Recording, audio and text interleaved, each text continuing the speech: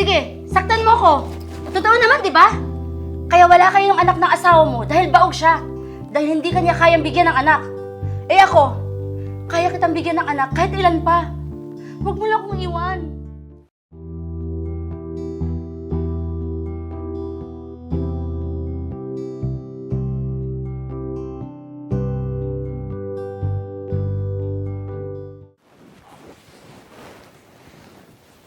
Sana, sa susunod na balik mo dito, dala mo na yung mga malata mo para tayong dalawa na lang magsama. Uumpisa mo na naman ba ako sa ganyan? How many times do I have to tell you? Nakuha na tayo sa ganitong setup, di ba? Bakit pa pinakapakomplikado mong lahat? Ako o ikaw? Alam nating pareho kung sino ang nagtitiis at nagpapasensya. Kaya naman siguro, I deserve more than this. Total, ako lang naman ang kaya magpasaya sa'yo pagdating sa kama, di ba? Bagay na hindi mo nararamdaman sa asawa mo. Enough! Uwi na ako. Basta gaya ng dating usapan natin, ihintay mo ang tawag o message ko sa'yo. Lalo na ngayon, medyo nakakalata ng asawa ko. Huwag mong antayin na ako naman mapuno at mapagod. Dahil baka hindi mo magugustuhan ang gagawin ko.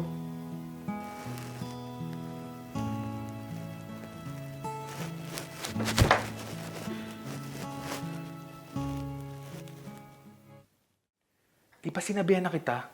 Huwag kang tatawag. Ako ang tatawag sa'yo. Kasama ko ang asawa ko ngayon. Anong hindi kita tatawagan? Hindi ka nagpaparamdam dyan. Saka, miss na kita.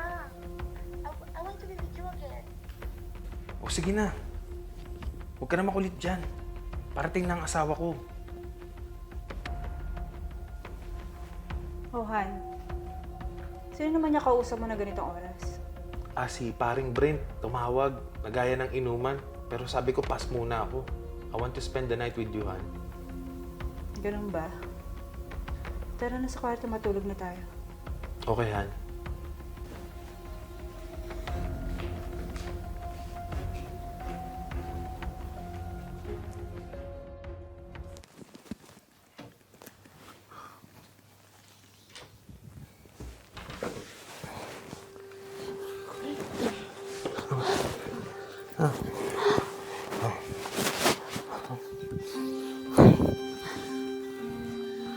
Teka, may supot ka ba dyan? Kailangan natin mag-ingat. Safety first.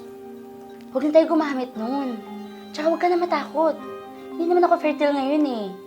Tsaka hindi naman ako mabubuntis. Kahit ilang putok pang gawin natin. Nahihibang ka ba? Paano kung mabuntis ka? Mas malaking problema yun. Hindi ka ba nag-iisip?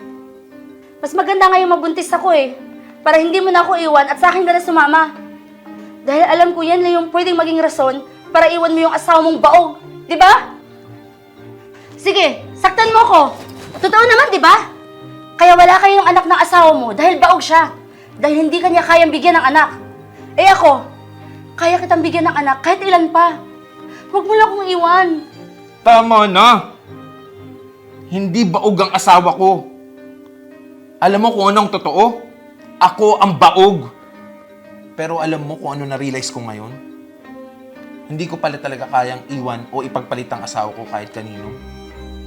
Kasi mahal ko siya. Siya lang alam kong taong tanggap ako kahit baog ako. Kaya tigilan na natin to, Chris.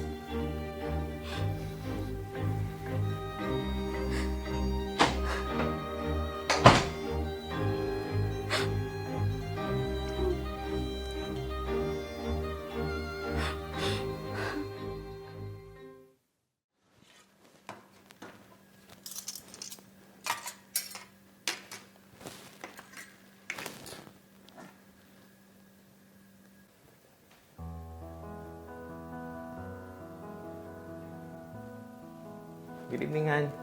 Ay, Para sa'yo nga pala. wow. Anong meron? Ang sweet naman ng mister ko. Wala lang. Medyo matagal na kasi kita hindi nabibigyan ng gift. Katulad ng dati.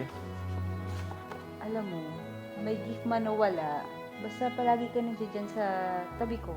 Sapat na yun. Salamat, Han. Despite of my shortcomings, nandiyan ka pa rin palagi. Ako ng bola ka pa talaga. No? Tara na, kumain na tayo kasi kanina pa ako busog. I love you, Han. Love you too.